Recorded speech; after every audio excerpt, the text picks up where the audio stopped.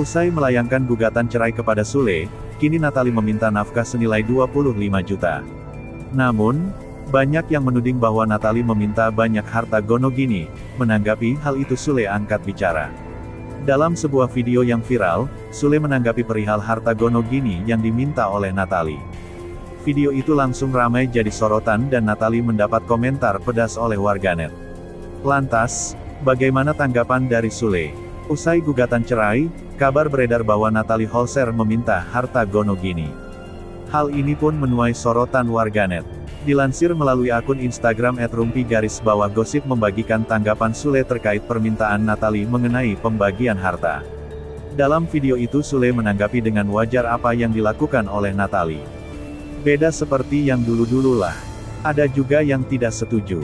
Ya namanya manusia lah, gas semuanya baguslah, ungkap Sule. Diketahui ternyata pasangan ini saat masih menjalin kasih saling mengumpulkan harta. Nominal harta yang didapat saat berdua itu pun sangat besar.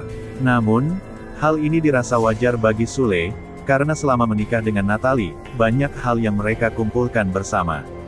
Video yang dibagikan oleh @rumpi_gosip. Itu ramai komentar dari warganet. Banyak netizen menanggapi hal itu pun wajar, namun, sebagian juga berkomentar dan menghujat Natalie Holzer. Wajar kalau harta setelah menikah. Kan hanya mereka yang tahu beli apa aja, ada anak juga sangat wajar, buat masa depan anak-anaknya, tulis salah satu warganet. Gak apa-apa kan ada asam anak mereka berdua. Wajarlah, timpal warganet lain. Kemudian, ada juga yang berkomentar bahwa hal meminta harta gono gini apalagi baru 2 tahun menikah adalah hal yang tak wajar. Selain itu, warganet juga berkomentar bahwa tujuan dari Natalie menikah sudah terlihat.